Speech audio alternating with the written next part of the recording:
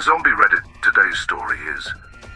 My father missed my wedding due to health problems, but I discovered photos of him on the beach with his new family the same weekend and his unforgivable reaction. Weddings are supposed to be a time of happiness, love, and togetherness.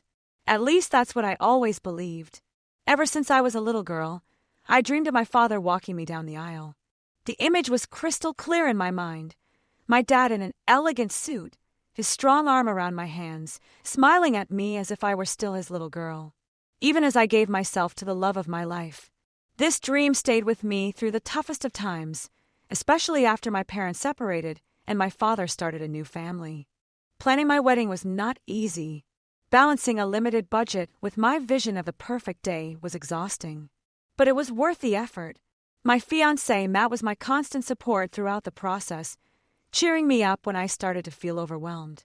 We wanted our day to reflect our love story, full of small personal details, handwritten vows, a homemade photo booth, and my mother's delicious cookies as souvenirs for the guests. Everything was falling into place perfectly, except for one small detail, my father. When I first told him about the wedding, his reaction was remarkably lukewarm. He said he was happy for me, but there was something strange in his tone, as if he were reciting a script. I decided not to give it any importance, thinking that perhaps it was just awkwardness. After all, we were no longer as close as we once were, and his new wife, Laura, along with her daughter, Carly, seemed to have taken up most of his attention in recent years. Despite everything, I was determined to include him. I asked him if he would walk me down the aisle, and his response hurt me deeply. He said he would do his best, but that he couldn't promise anything because of his health problems. It wasn't the definitive answer I was hoping for, but I convinced myself that it was enough. At least he was considering it. As the big day approached, I continued to check in with him, asking if he would be able to attend. He kept avoiding the question, saying things like he needed to see how he felt closer to the date, or that he had some pending medical tests. I wanted to believe him, but a nagging feeling inside told me that something wasn't right. 2 weeks before the wedding, I called him again. By now, I was practically begging him, asking him to at least confirm that he would be there. His voice sounded low, almost apologetic, as he told me that he didn't think he would be able to attend. He said that his arthritis was getting worse, and that traveling would be too difficult for him. I tried to be understanding. I told him I would organize transportation and even offered to pay for a comfortable car service or to book a hotel near the venue, so he wouldn't have to worry about the trip. He replied that it wasn't about the logistics, it was about his health. He didn't think he could handle the stress. Hearing those words broke something inside me. I wanted to scream, to demand that he try harder, but instead I held back my pride and told him I understood. I didn't want to make him feel guilty. He was my father, and I thought the least I could do was be kind to his decision, even if it hurt. My wedding day was beautiful and heartbreaking at the same time. My mother was beaming, taking care of the last details. Matt was everything I could have hoped for. Firm, calm, so full of love. But as I walked down the aisle with my mother by my side instead of my father, I couldn't help feeling a certain sadness. I looked around the room, hoping against hope that he would appear at the last moment, but his seat was clearly empty. The ceremony went perfectly. The guests laughed, cried, and cheered us on as we exchanged our vows. It should have been the happiest day of my life, but a part of me couldn't stop thinking about the person who wasn't there. A couple of days after the wedding, I was scrolling through social media when my heart stopped. There was my father, the man supposedly too sick to travel, posing on a sunny beach with Laura and Carly.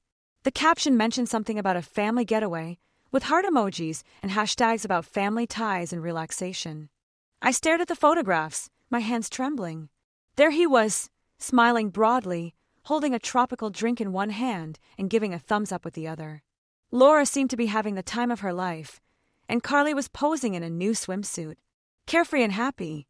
It wasn't just one photo, there were dozens. Images of them on a yacht, dining in fancy restaurants, exploring picturesque trails, all during the same weekend as my wedding. The betrayal hit me like a speeding train. It wasn't just that he hadn't attended, it was that he had lied to me, making up an excuse about his health while he enjoyed a vacation with his new family. The tears came before I could hold them back. I felt like a fool, trying so hard to accommodate him, believing his excuses, and even defending him when others questioned his absence. Not only had he disappointed me, but he had chosen them over me. He made it clear where his priorities lay. I showed the photos to Matt, who was as outraged as I was. He hugged me as I cried, whispering words of comfort, but he did little to ease the pain I felt. My father hadn't just missed my wedding, he had deliberately avoided it, choosing to spend that time with people who hadn't been in his life for as long as I had. 4 days, I debated whether to confront him. Part of me wanted to face him, demand an explanation, but another part of me was too exhausted to keep fighting. I kept going over our conversations in my mind, analyzing every word I had said, trying to understand how I had failed to detect his lies. Update 1. I didn't know what to do. I wasn't sure how to process it. My emotions swung between indignation and sadness, and sometimes a disturbing insensitivity. Matt encouraged me to talk about it, but every time I tried, the words got stuck in my throat. How do you explain to someone that your own father made you feel dispensable? The first time I heard from my father after the wedding was a week later. He called, his voice excessively cheerful, as if he could disguise the fact that he had missed one of the most important days of my life. He began by asking how the wedding had gone. His tone was casual, as if he were asking about the weather. I gave him a curt reply saying it was fine, but I didn't elaborate. I didn't know him a detailed account of a day he chose not to be part of. Then he mentioned that he wanted to give me a gift. He said he felt bad about missing the wedding and wanted to make it up to me. His exact words were something like, "I know I couldn't be there, but I hope this shows you how much I care about you." I should have felt some gratitude, but instead I felt a deep, pent-up anger. It wasn't the kind of anger that makes you explode in the moment. It was colder, sharper, the kind that settles in your bones and refuses to go away. I asked him what the gift was. He said he would send me a check, a small token to help us start our married life. That's when I lost my composure. I told him I didn't want his money, that no amount of money could make up for what he had done. He tried to argue, saying he wasn't trying to buy my forgiveness, just to show he cared. But his words sounded empty. If he really cared, he would have been there. If he cared, he wouldn't have lied to me. When I mentioned the photos, his tone changed. He stammered, trying to explain. He said the trip was planned at the last minute, that Laura had booked it as a surprise, and he didn't know how to refuse. He tried to justify it, claiming he didn't realize it coincided with the wedding until it was too late. The lies only made me angrier. I reminded him that I had called him several times, practically begging him to come. And he had let me believe that his health was the problem. He had made me feel guilty for even asking him while he was enjoying cocktails on a beach. He tried to calm me down by saying that it wasn't what it seemed, that the trip was a family obligation. That word, obligation, infuriated me. I asked him if he didn't think that walking his only daughter down the aisle was also a family obligation. The silence on the other end of the line was deafening. Then he said something that really cut me to the quick. He claimed he thought I would understand. He said, "You're so independent, so strong, I didn't think you would need me there." It was like a punch in the stomach. My independence, my strength, qualities I had worked so hard to develop, had been twisted as excuses for his absence. I told him that being strong didn't mean I didn't feel pain, and being independent didn't mean I didn't need my father. By the end of the call, I was exhausted. I kept trying to smooth things over, but I told him I needed time and hung up. The check arrived a few days later. It was tucked inside a Hallmark card with a generic message about love and happiness. There was no personal note, no heartfelt apology, just an amount of money that felt more like an insult than a gesture of goodwill. Matt asked what I wanted to do with the money. He said we could use it for something useful, like paying a bill or saving for a future trip. But I couldn't cash it. Every time I looked at the check, I felt a wave of anger and sadness. For me, it wasn't a gift. It was a bribe, a way to free oneself without really taking responsibility. I decided to return it. I wrote a short letter explaining why, taking care to keep my words measured. I didn't want to explode or say something I couldn't take back. I simply told him that what I needed wasn't money. It was his presence, his support, and his honesty. And since he couldn't give me those things, I couldn't accept his check. Sending that letter felt like taking back a small piece of my power. I didn't expect him to respond, and he didn't. For a while, things were quiet. I immersed myself in married life, focusing on building a home with Matt and finding joy in the little moments. But the pain persisted, a dull ache that refused to go away. The real consequence came a week later. My aunt, who had always been close to my father, asked why I hadn't attended the wedding. I told her the truth. I didn't embellish or exaggerate. I simply stated the facts. The news spread quickly. Relatives started calling me, offering their support and expressing their outrage. Some even confronted my father, demanding to know how he could have done such a thing. He was not happy. He called me in a rage, accusing me of airing the family's problems. He said I should have kept it private, that I was being vindictive by sharing what had happened. I told him I was not responsible for protecting his reputation, especially when his actions were the problem. I told him I had given him every opportunity to put things right, and he had chosen to lie and avoid responsibility. The conversation ended with him saying that he needed time to reflect. I knew I couldn't change the past, and I couldn't force my father to be the man I wanted him to be. All I could do was set boundaries and protect myself from further suffering. Update 2. I let a couple of weeks pass, and it seemed as if the storm had calmed down. The phone calls from concerned relatives had slowed considerably. Matt and I were starting to settle into a routine in our new life together. The weight I had been carrying felt a little lighter, and for the first time in what seemed like an eternity, I could breathe without constantly feeling suffocated by the past. But just when I thought I could finally move on, my father showed up at my door unannounced. It was a Sunday morning. Matt had gone out for a run, and I was curled up on the sofa reading a book and enjoying the peaceful solitude. The doorbell rang, breaking the silence. My heart sank before I even opened the door. And when I saw him standing there, emotions I hadn't faced in weeks resurfaced. Anger, sadness, a deep and painful disbelief. There he was, my father, the man who had failed me, standing at my door as if he had every right to be there. He looked different, smaller somehow. Perhaps it was the guilt I could see weighing on him, or perhaps it was that for the first time I wasn't looking at him through the lens of blind devotion. He wasn't my great father at that moment. He was just a man, vulnerable and flawed. His shoulders were slumped, his eyes restless, as if he knew he didn't belong there. He asked if we could talk, and his voice was subdued, without the arrogance he had always had before. I hesitated, every instinct telling me to slam the door in his face and protect my peace of mind. But something inside me, a nagging sense of duty or curiosity, made me step aside. I gestured for her to come in. She hesitated for a moment before passing, sitting awkwardly on the edge of the sofa as if afraid of taking up too much space. I couldn't help but notice the change. She was no longer a child waiting for my father to show up and fix everything. She was an adult, and for the first time I felt like I was in control of this relationship. This was not a father-daughter conversation. It was a moment of accountability. He began with an apology, saying he was sorry he had missed my wedding and admitting that he had handled everything badly. His words sounded rehearsed, and I could tell he was trying to make it sound like he understood how much he had hurt me. But it didn't take him long to fall back into his old habits, trying to justify his actions. He talked about the stress of blending families, how Laura had pressured him to prioritize her daughter, and how he felt torn between two worlds. I listened, my arms folded firmly across my chest, not out of defensiveness, but because it was the only way I could keep myself in check. I didn't interrupt him, not at first, but inside I was seething. His excuses didn't move me, not even a little. In fact, they only made me angrier. He wasn't taking responsibility for anything. He was deflecting it, trying to share the blame with everyone but himself. When he finished, he looked at me expectantly, as if he were waiting for me to absolve him, to tell him that I understood. But there was no forgiveness on my part. Not that day, not ever. I told him that I had heard what he was saying, but I needed him to understand something.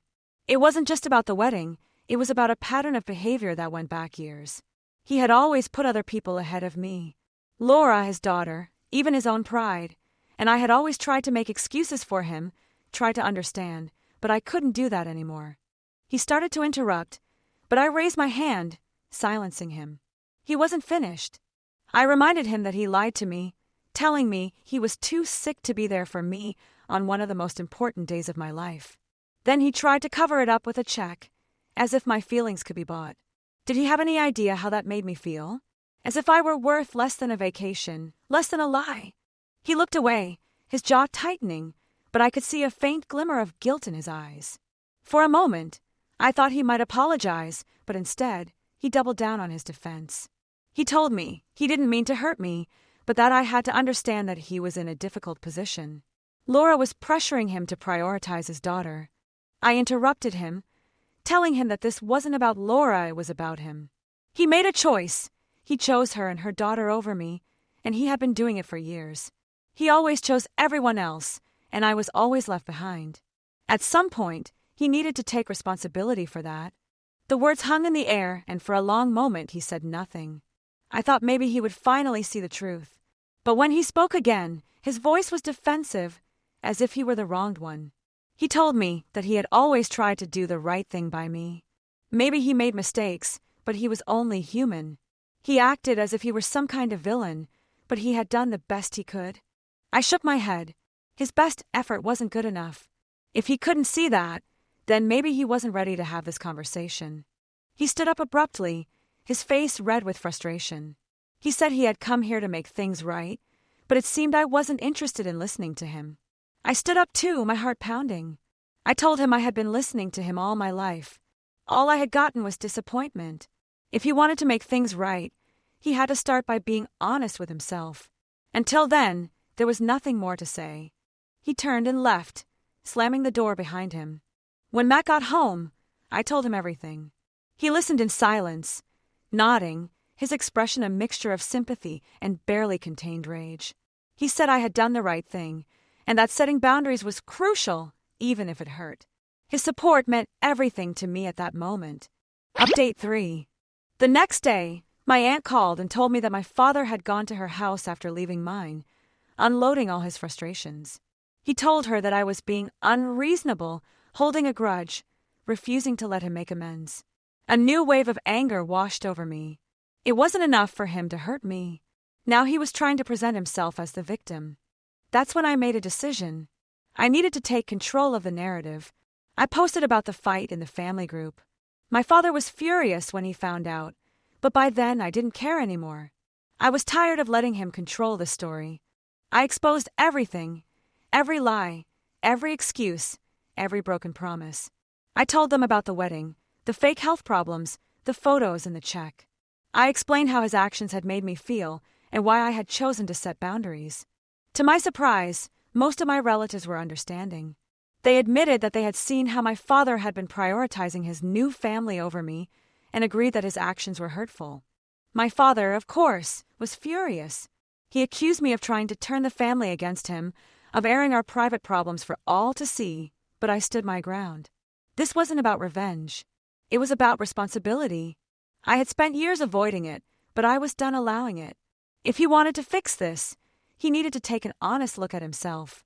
In the days that followed, I received messages from relatives who had previously been unaware of the situation expressing their support. Some even told me that they had confronted my father, urging him to make things right. Whether or not he would listen, I didn't know, but the burden was no longer mine to bear. Update 4. When I saw Laura's message, my blood boiled. The audacity, the complete lack of empathy. I stared at the screen, reading her words over and over again as if hoping they would change. But they didn't. It was just another attempt to paint my father as the victim, another guilt trip, packaged in polite language.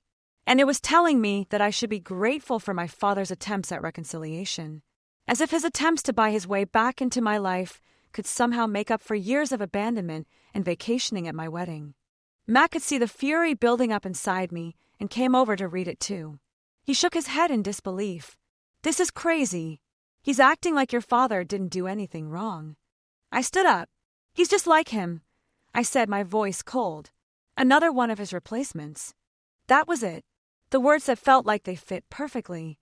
Replacement. Laura wasn't just playing the part of the beautiful stepmother. She had become the perfect image of what my father wanted. Someone who didn't challenge him, who never questioned his actions. A woman who simply stepped into the role my mother once occupied, along with her new daughter. My stomach churned. The thought of her and her daughter trying to replace me and anyone else who dared ask their father to stand up for himself. I sat back down, unable to shake the tightness in my chest. I had to respond, but it had to be done carefully. I took a deep breath, my fingers hovering over the keys, and I typed, letting the truth spill out in every word. I began by calling her exactly what she was, a replacement. I told her that she had come in quickly and tried to take my place, and that in doing so, she had stolen more than just my father's attention. She had stolen the chance of a real family for both of us. I reminded her that she wasn't even my father's first choice. He had walked away from everything I had once known in favor of this new life, and now she was part of the team that kept him from having to face the consequences of his actions. She hadn't just married my father. She had helped him destroy everything we used to have. I didn't hold back. I told her that I was always the one who was abandoned while she played happy families with a man who had no interest in me. It wasn't even about her anymore. It was about the fact that she and my father had somehow managed to turn me into the villain for standing up for myself, for exposing lies. And that was something I could never forgive. Then I went even further. I wasn't going to let her think she had any right to lecture me on how I should feel or how I should handle my father's actions. I told her with absolute certainty that she would never understand the pain I felt, not until she experienced the same betrayal. I said that I hoped that one day her daughter would feel as I did, that she would find herself standing on a threshold waiting for her father to appear, only for him to choose someone else. I wanted her to see how cold and indifferent that felt, to know what it really meant to be replaced, and to understand what it really meant to have someone you trusted completely walk away from you without a second thought.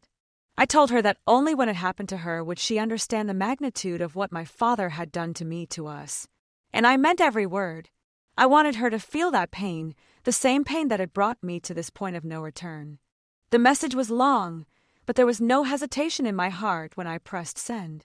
I no longer cared what he thought of me. I had been patient, I had been understanding, and I had been hurt beyond measure. I wasn't going to let anyone rewrite the story or act as if I was the one in the wrong. Not now, not ever again.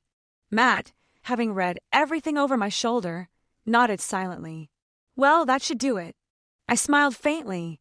Well, he needs to know exactly where I am. Update 5. I had made my decision.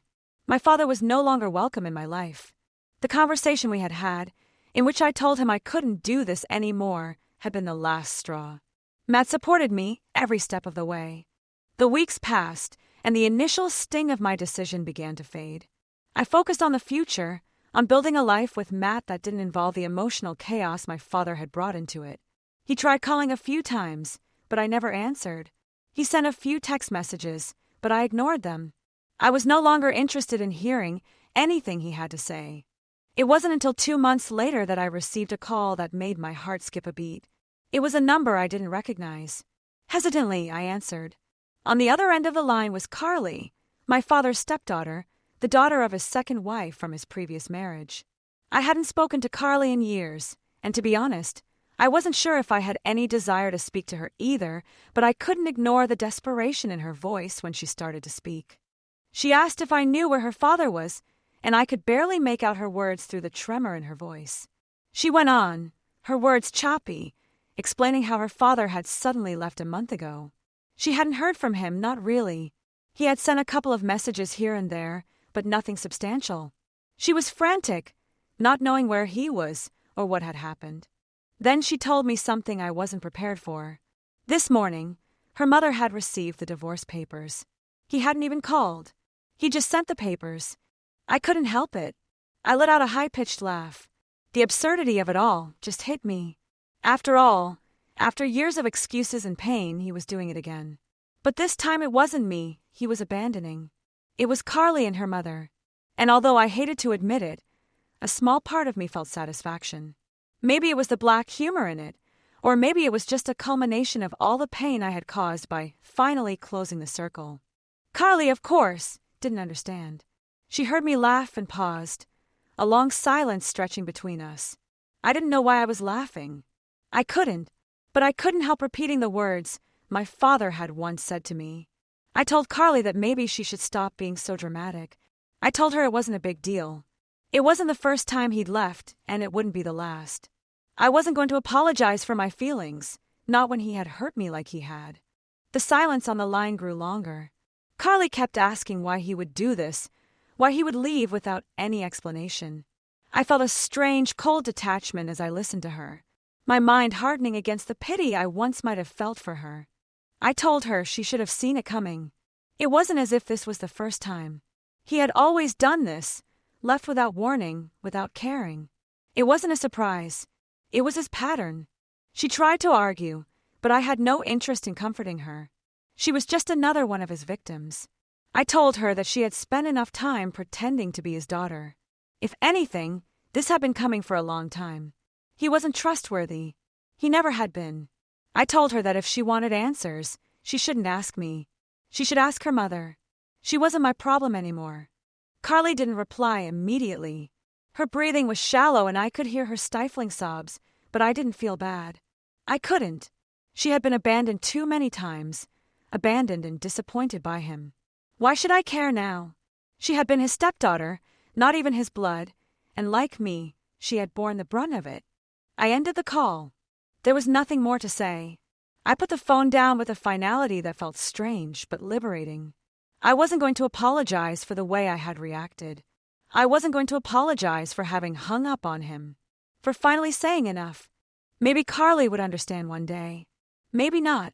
But that wasn't my responsibility. My responsibility was to myself, and I was putting myself first. When Matt came into the room a few moments later, he could tell that something was wrong. He could see it on my face and hear it in my voice. He asked how it had gone, and I told him everything. He didn't ask me why I hadn't been more understanding and why I hadn't comforted Carly. He didn't tell me that I should have done things differently. Instead, she simply listened. She understood. She hugged me as I exhaled, as I felt the last weight I had been carrying for so long finally begin to lift.